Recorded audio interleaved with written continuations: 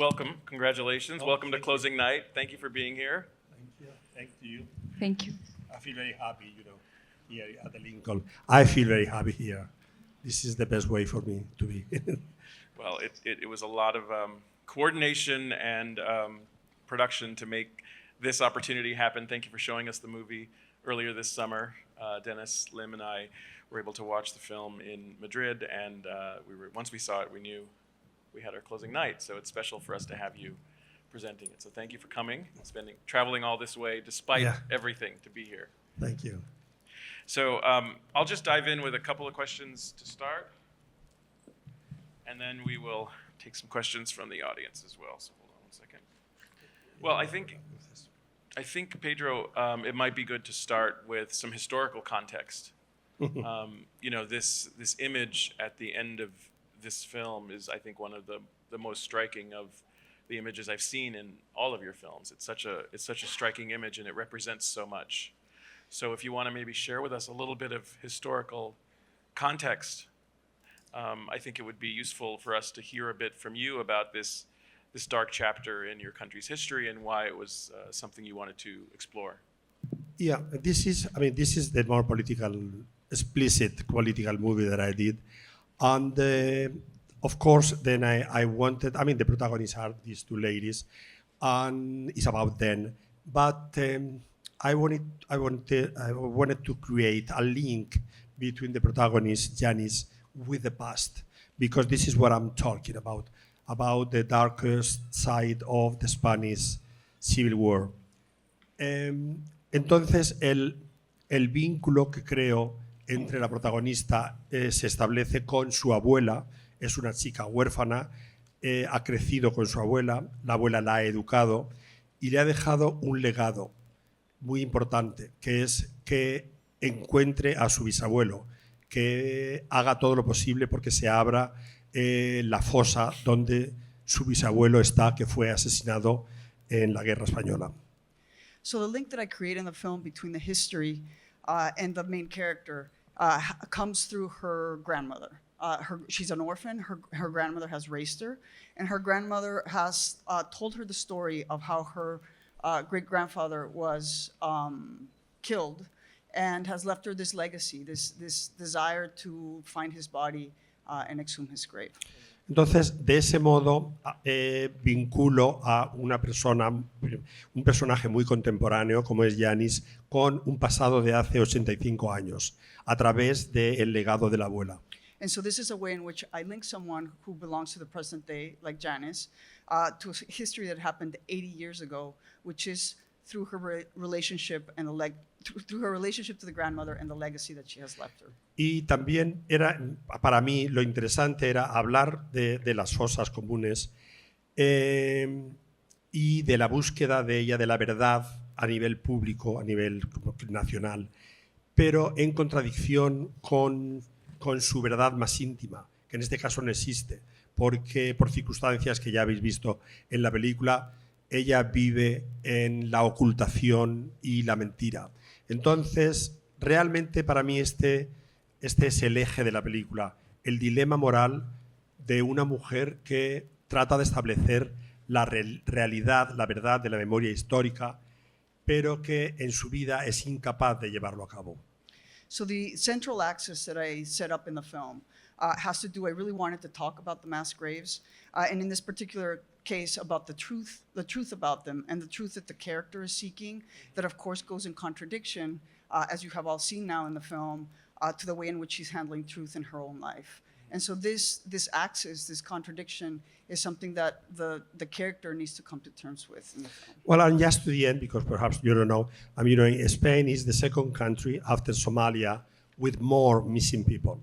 Actually, now is like 140,000 missing people.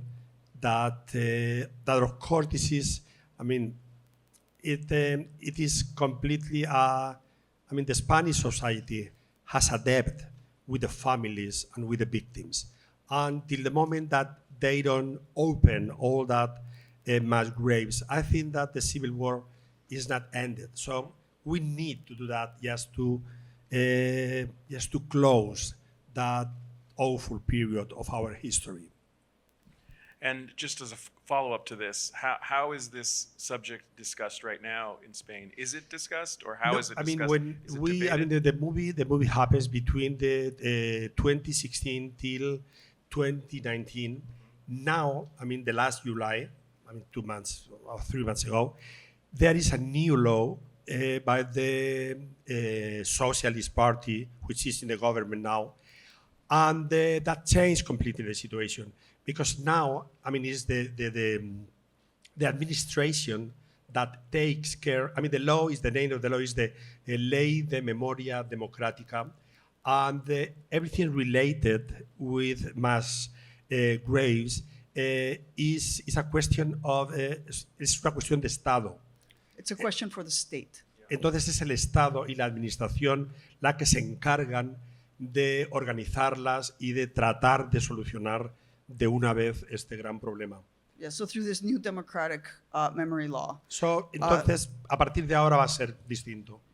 the state is now in charge. The administration is now in charge of taking care of the graves, and so everything will change from this Porque moment on. durante el tiempo que transcurre la película son todo iniciativas privadas o ONGs, pero nunca están presentes las instituciones.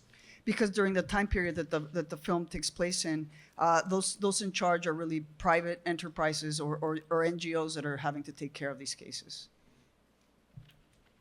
I'm going to come back to how you connect these two stories so elegantly, but I want to bring Penelope and Milena into the conversation. Welcome.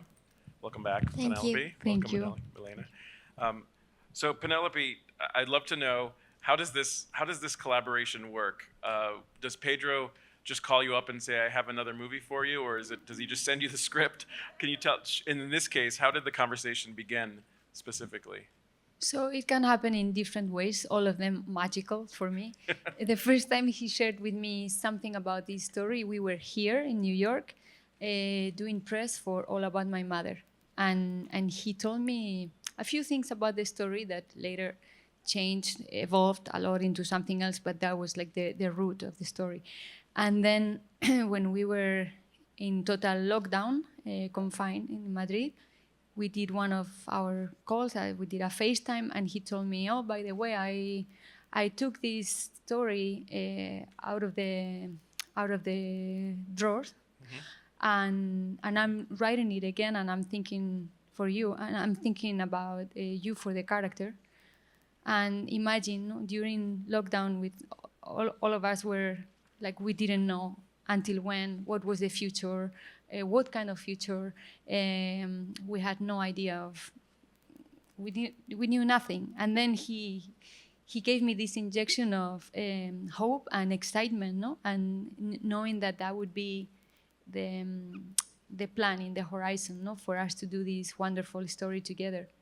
So that was maybe from all the times that he has shared those stories with me, those news with me, this is my favorite, because it was maybe during extreme circumstances. It probably seemed a little unlikely at that first moment. There was so much uncertainty, right? No, I think we all need to have faith that Yeah. at some point we all could be able to get out of the house again. And first of all, that we would make it, that we would survive. I mean, I was terrified. We didn't know. I took it very seriously from the beginning. And then, we didn't know if it was a plan for a year later or 5 years later. We had no idea. But I will always remember that phone call. When you showed us the film this summer, Pedro, one of the first things I asked you was how you had been spending your pandemic, because clearly you had made now 2 movies in the course of just like 18 or 19 months. So you clearly just focused yourself on work to kind of navigate this time period. A ver si lo he entendido bien. Sí. Yeah, I mean, for me, it was the only way. I mean, just to write and to shoot. It was the only way, like, to escape from the reality. And I mean, surround me, I could see on TV and on the newspapers, I mean, huge tragedies happening every day. But I concentrate myself in writing, and actually it was more productive than before because during the three months of the confinement, I could be much more concentrated in the writing because as I couldn't go out, I didn't see anybody. So and it was the best way for me to finish the script because this script, I mean, it had a long way of cooking, a long time of cooking, and there are many things that I didn't like at the beginning. So I could find out everything and finishing in these 3 months. And just when the confinement finished, then I start, because this is what I was doing during, I mean, just the day before the confining. I mean, the last week, the last 3 weeks, I mean, after confinement, Tilda Swinton, it was already in Madrid, just for the rehearsal of The Human Voice. So we have to postpone it, of course, and we took it again, like at the beginning of July. So I mean, we made a pre-production, and then we shoot during the pandemic the short that is 30 minutes, and we were very lucky because we were no one case of being infected, because also, I mean, my brother, who is also my producer, hired a sanitary team that, I mean, he made us every day a PCR to be sure that they were nobody, because it was the only way to be sure. And immediately we shoot The Human Voice. We went to Venice. We were very successful, and immediately after Venice Film Festival, then we start to pre-produce Parallel Mothers. So I think it was the more fertile, how you say fertile? Fertile time for me. And I think it was because I just preferred to be just working and not, I mean, of course I was sensible about everything that was happening there. And also made me suffer, but I didn't want to be like obsessed with this situation. I mean, in general, you know, for me, to make a movie is always a kind of runaway from my life. I mean, even if there are not tragedies like here with the pandemic, but it was always that drives me to another reality where I feel much better than in my own life. I have to admit it. Gives you more control, maybe? Yeah, well, you know, I mean, for example, you know, I feel when I'm working, when I'm writing and shooting, I'm feeling much more free than in my real life. So I don't know how to explain it. Yeah, I mean, the reality that you live day by day. I'm not so courageous and so daring like when I write or when I am shooting. I'm more like a coward. Not exactly. I mean, I don't have any word because my English is very limited. But yes, the moment where I feel completely free, and this is a wonderful experience, it is when I'm writing. There is no limits for me. Does this resonate, Penelope? You've known Pedro a long time. These two parts of his life, the professional, the private, do you see this dichotomy with him? Yeah, I mean, I'm not with him when he's writing, but he's writing all the time. Even when we are traveling, doing, promoting one film, he's sometimes writing 3 scripts at the same time. I don't know how he does it, but this is like this since I met him. But I can tell when we are shooting and when we are not. When we are shooting, I think Pedro is happier. When writing, shooting, pre-production, post-production, traveling around the world with the movie, I feel that he's happier in those processes. And I understand because I identify with that. No, No, but you have a life. You are a I mother. I have a You life. have two kids. I have a life that I'm. You have a husband. I that is have a a life wonderful that makes actor. me very happy. But even like this, even if I have children that I'm obsessed with, and they are the best thing I have in my life, and family. I'm a family-oriented person. I've always been like that. I value that very much. The time in my family. And raising my kids is my priority. But it's true that I've been doing movies since I was 16, and I understand. I understand what happens when you wake up in the morning, go to the set, and you just feel complete, no? And we only have that as actors. We can have it more often. Maybe we can do a couple of movies per year or 3 if they are not too long. But for a director, I understand it's like it's a different. Everything is a different timing. So that's why I say, like, in his case, it's very obvious for the people that know him as well as I know him, that he's so much happier when he's working. So I'm telling him, every summer we have to be shooting a movie. Right in the winter, then we were very quick at editing because everything is so clear for him. Every summer we shoot. He likes shooting in the summer. So as a follow-up for Penelope, congratulations on this performance. It is just an exceptional portrayal of this woman, Janice. Tell us about what struck you about Janice. Tell us about what interested you in this woman, what drew you to this role. I mean, everything from the first page, I was like hypnotized. I use that word a lot with this film because I think it happened with the script, and it happens when you watch the movie. It has an incredible hypnotic effect, and it's just, you're there. It keeps you so present and so there, like you don't want to lose anything. It is so many details. It's a movie that if you watch 2 or 3 times, you always will discover something new.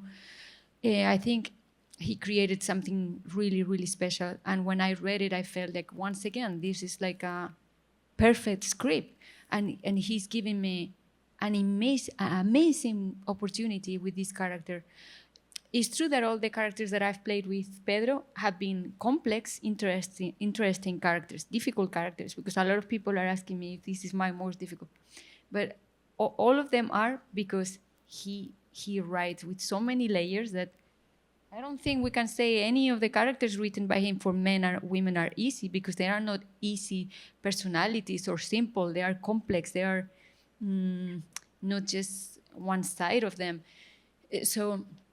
But it's true that Janice is put under so much pressure, and when you think one thing is solved, another bigger problem comes into her life, and it's constantly like that until the end of the film. And that was a beautiful challenge to have in my hands, and I am very grateful that he once again imagined me in doing something that he didn't see me do before. Mm-hmm. And he's done constantly that with me in my career, like imagine that I could do something that I never did with him or with another director.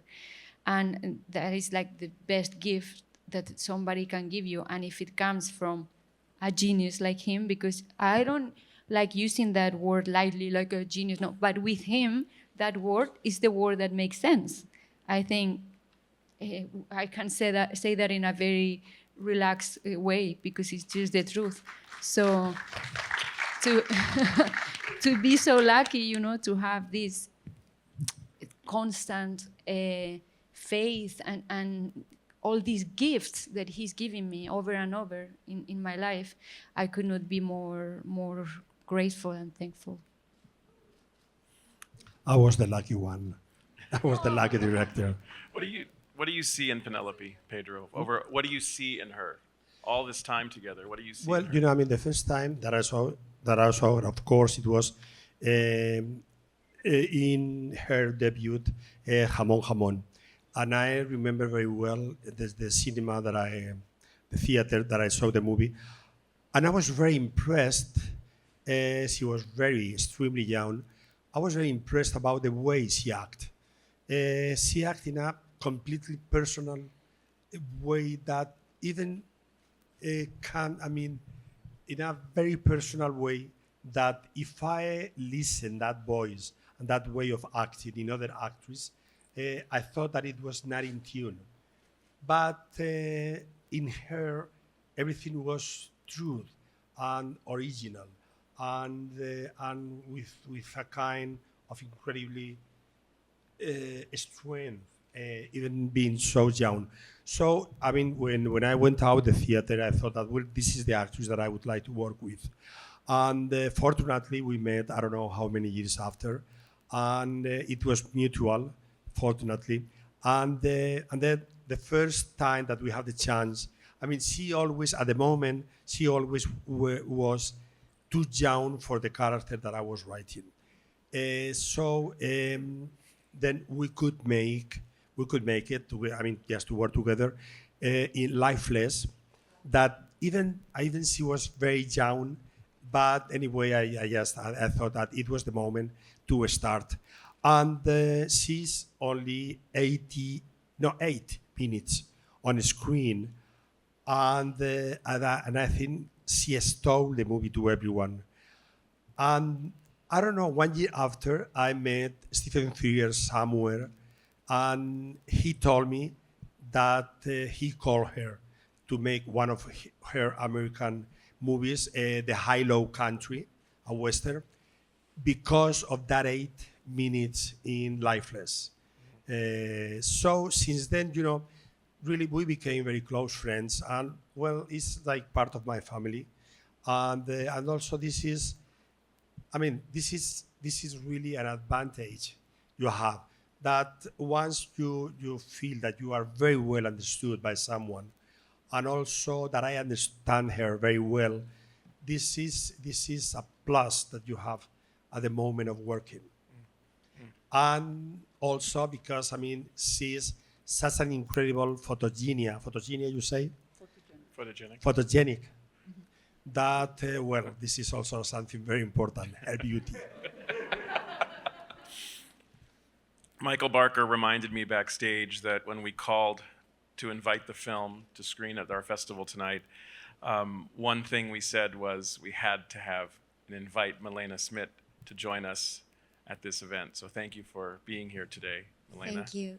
We're so excited to have you. Congratulations. In the old days, there's these legends of actors and actresses being discovered at like a drugstore or candy store. In this case, your team found Milena on Instagram. Is this true? Well, I think Milena for me in the movies is the big revelation because she was new, and also we all were very impressed about that everything she does, it was true. And it's like, for me, it's like to be the witness of the birth of someone that is going to be a big star. Because I'm sure that the future of Milena will be, wonderful, that she's going to make many movies, and she's very young, so she will have time to make many different types of movie. Because also, the way of acting in my movie that could be the more usual is not her exactly. She's another type of women. So I think it's also very versatile physically. But I was impressed about her immediate truth of everything she says and she does. So we are in front of a very, very near or very close superstar. Milena, same question I asked Penelope about this character and how she resonated with you. But also, before you tell me that, you get a call from someone in Pedro's office saying, we saw you on Instagram, or how did this happen? Muchas gracias. Directing all the time. Thank you very much. Muchas gracias por recibirme. Estoy muy feliz de estar aquí presentando nuestra película con Pedro y con Penélope. Thank you. I'm very happy to be here and to be presenting this film here with Pedro and Penélope.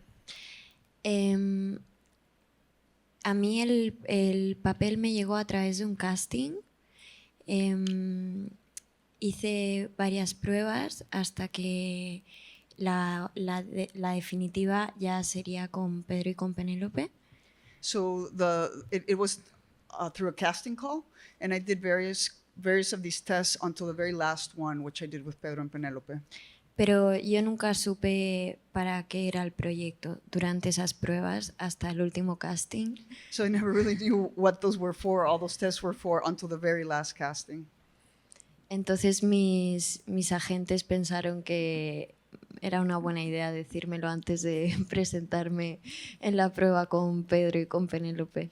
So my agents did think it was a good idea to let me know ahead of my test with Penélope and Pedro.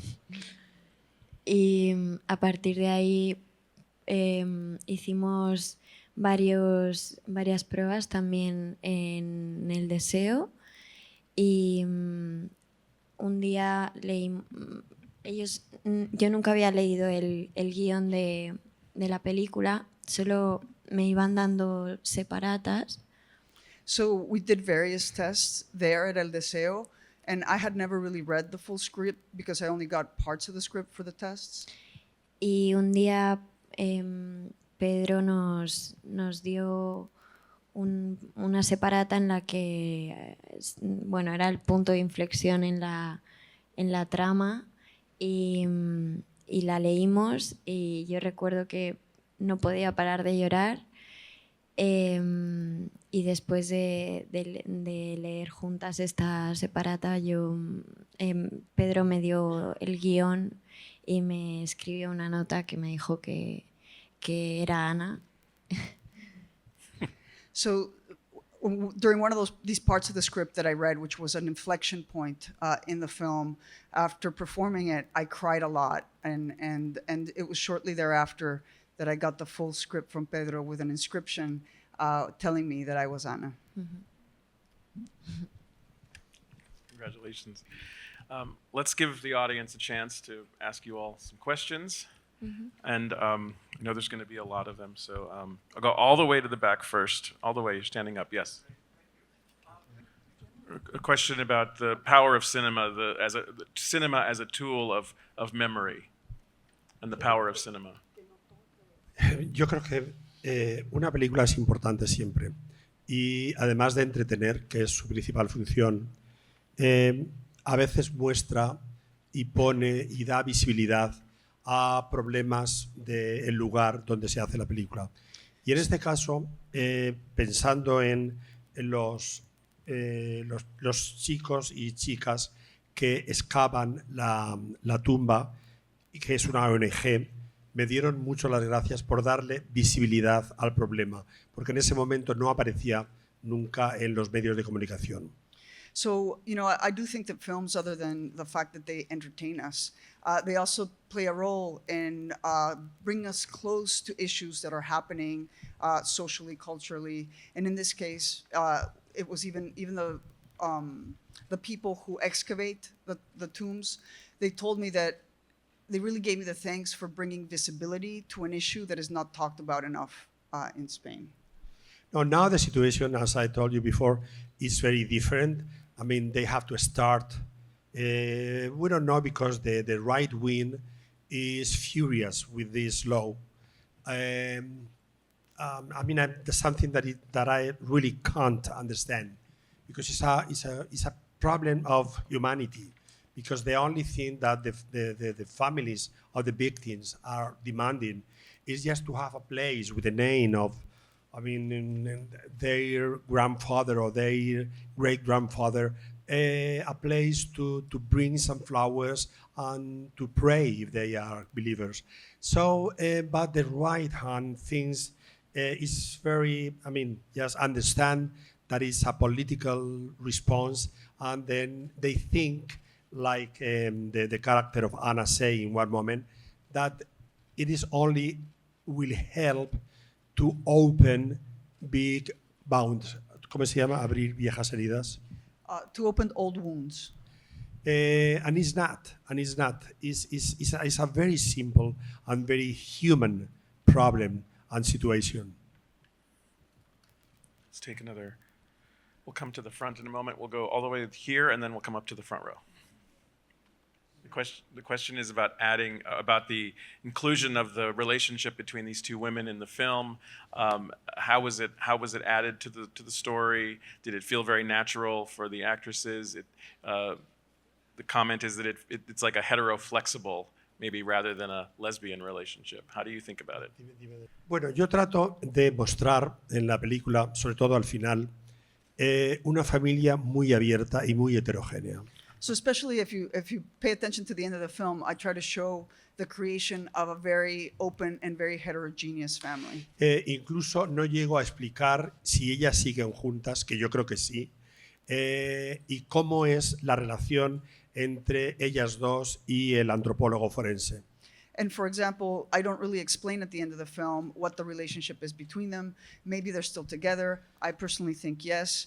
And what I want to show is the relationship amongst all of them, including the forensic anthropologist. Las dos son chicas huérfanas, quiero decir, una porque su madre se murió y la otra porque la madre no le prestó nunca atención. And they're both orphans, one because she lost her mother at a very young age, and the other one because her mother never paid any attention to her. Y las dos tienen una necesidad enorme de fundar, de crear una familia. And they both have this very deep sense of wanting to form a family. Al principio, la familia la forman desde el momento en que Ana llega a la casa y se dedica a cuidar a la hija de Janis, que no es su hija, pero bueno. And so the first moment in which they form a family is when Anna comes to Janice's house merely to take care of the child, but they've already formed a family unit at that point. Y en cuanto a la relación sexual de las dos, para mí, yo no sé si calificarla, bueno, sí, es una relación lésbica, es una relación entre dos mujeres, pero forma parte, quiero proponer unos personajes, y creo que en las mujeres son más verosímiles, en que realmente el sexo tiene que ver con el género, pero es mucho más amplio. Que incluye a personas de tu mismo género, pero de un modo completamente espontáneo y natural. And yes, of course, you can label the relationship as a lesbian relationship, but I really think about it as something more fluid and more broad than that, where gender is not so much attached just to that one act of sexuality, but that it's something that happens more naturally, almost spontaneously between them. A mí me gusta la idea que desde que las dos coinciden en la habitación, en maternidad, antes de dar a luz, en ese momento, a pesar de la confusión y del trauma que Ana tiene, pero desde ese momento ya presta atención a la belleza y la buena disposición de Janis. Creo que hay no quiero decir un flechazo, pero desde ese momento a Ana le gusta Janis. And so, for example, I like to think from the very first scene, we're in the hospital where they're both pregnant and about to give birth, that from the very first moment, there's already an inkling that Ana has been struck by Janice's beauty. And there's a kind of crush. Y durante los próximos encuentros, yo quiero decir, si tuviera que definir exactamente la relación y hacer esa pregunta terrible para los amantes de quién ama más a alguien, en efecto, en esta relación, Ana está más enamorada de Janis que al revés. And if I had to explain and really sort of enter into that really painful territory amongst couples where you ask who loves who more than who, then of course I would have to say that Ana is much more in love of Janis than Janis is of Ana. Pero también Ana es una mujer libre y Janis tiene una enorme culpabilidad que le impide incluso disfrutar de la relación de ella porque tiene esta contradicción moral de estarle ocultando algo. But Ana, you can also say that Ana is much freer than Janis because Janis, of course, has this internal conflict because, of course, she knows that she's hiding something from Ana.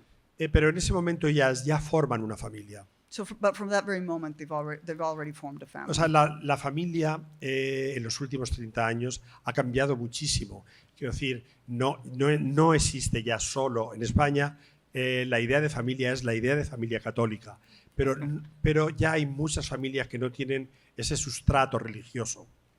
And things have changed a lot over the last 30 years. In Spain, yes, traditionally, perhaps, there's this sense of a Catholic family, but that has changed profoundly in Spain over the last 30 years. Y ahora hay familias de una sola madre, de dos padres, de dos madres. Creo que eso se ha flexibilizado enormemente y ha ganado en naturalidad, porque las familias de ahora son familias vocacionales, son familias basadas en el amor y no en un contrato matrimonial.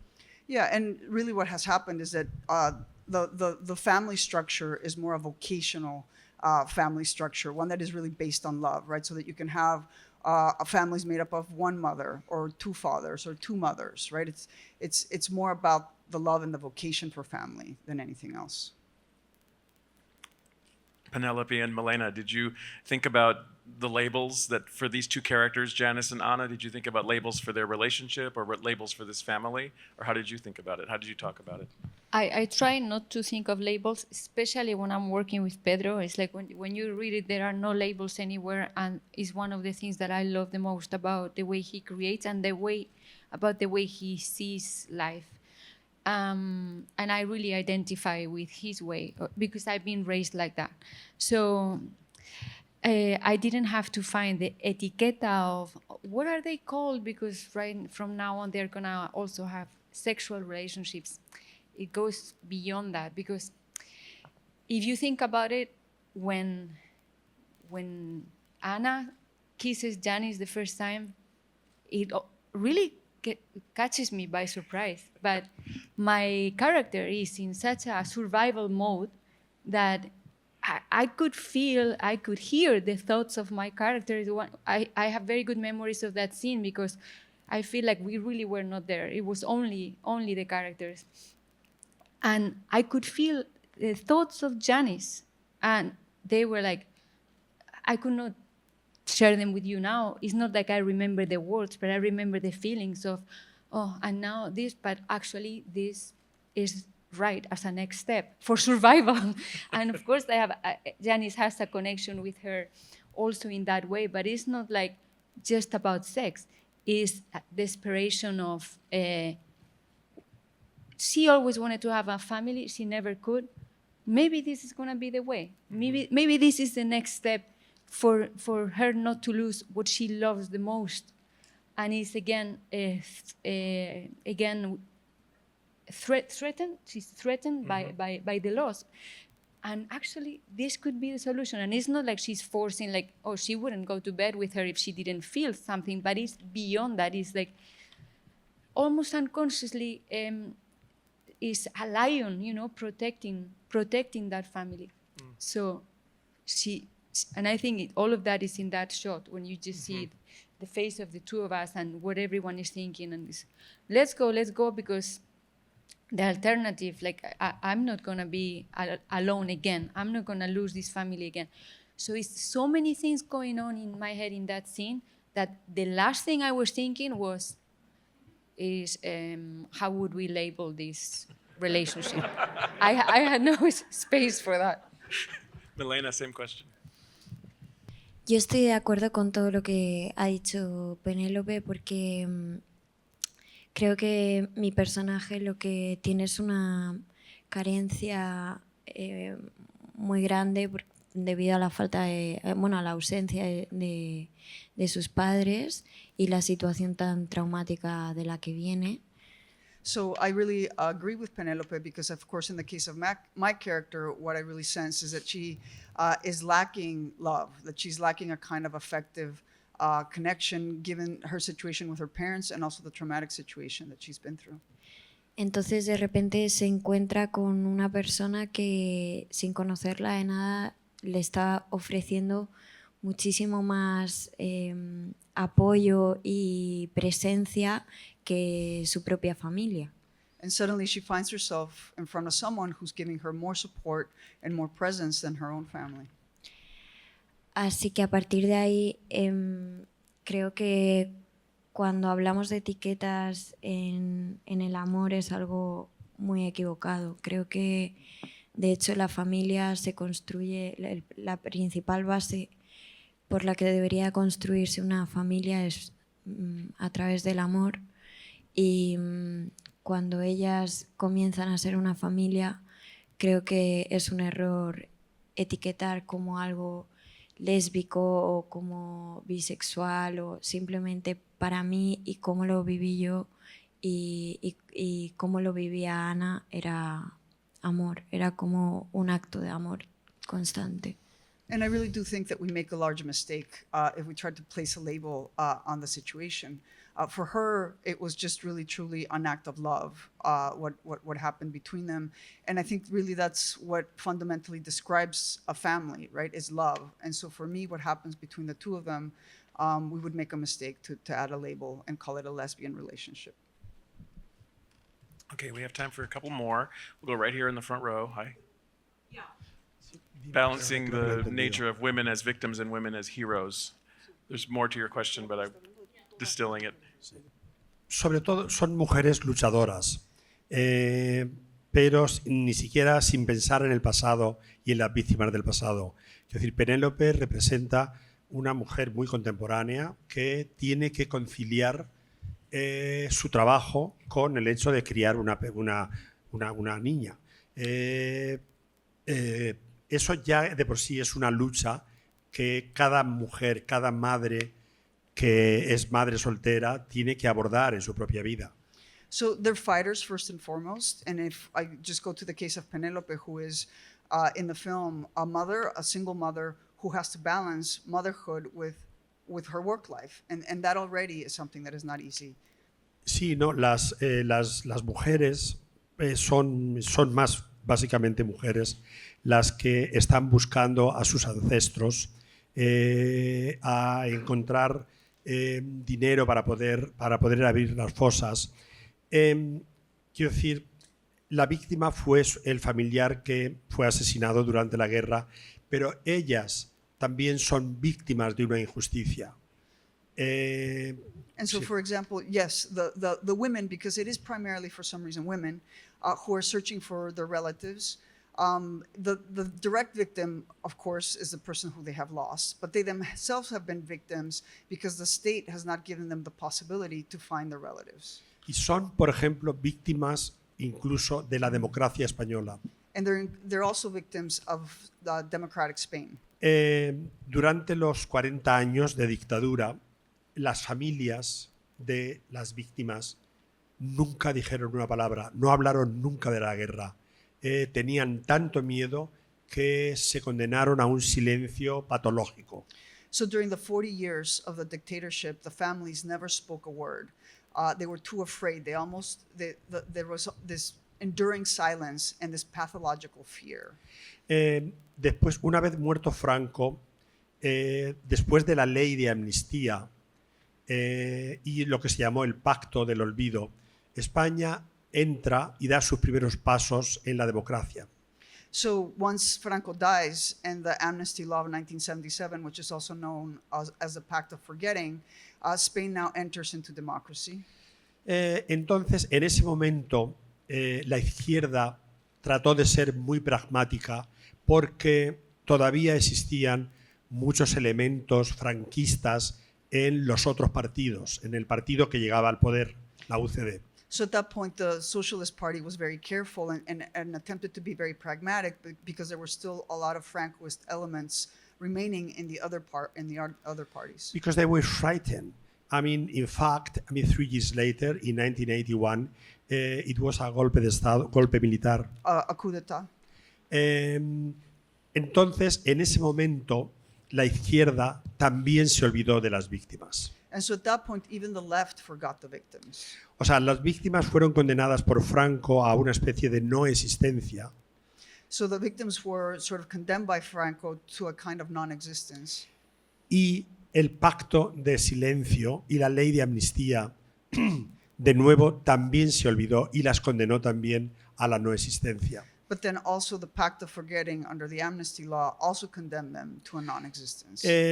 Yo como español entiendo que la izquierda tuviera ese miedo, pero 10 años más tarde, cuando la democracia ya era suficientemente sólida, creo que era el momento en que la izquierda debía haber abordado el tema de las fosas comunes. Tenían mayoría absoluta, el Partido Socialista, y sin embargo no lo hicieron.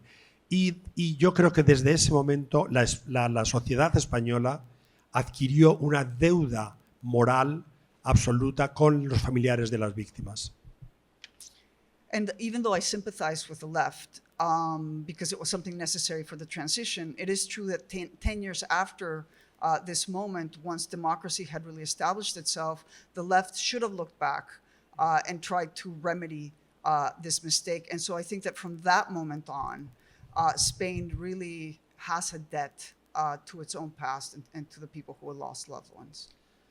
Y durante estos 40 años de democracia no han dejado de recordar que existen esas víctimas, pero hasta este momento, verdaderamente, ningún gobierno se ha atrevido, siempre por miedo a la derecha, ningún gobierno se ha atrevido a dar el paso, excepto el actual gobierno socialista. And through the course of the last 40 years, it's not like the victims have not been remembered. They have been remembered, but there's always been this element of fear. And so it's not until just now, the current socialist government, that finally they're doing something concrete to remedy the situation. Entonces, ahora son la generación de los bisnietos los que están pidiendo la excavación de las fosas. So now it's the generation of the great-grandchildren that are asking for the exhumation of the graves. Pedro, Penelope, Milena, thank you for sharing the movie. Thank you for being here to talk about it. Thank you so We're going to much. stop there for now. Thank you so much. Thank It was you a very pleasure. much. Thank you. Thank you. Thank you.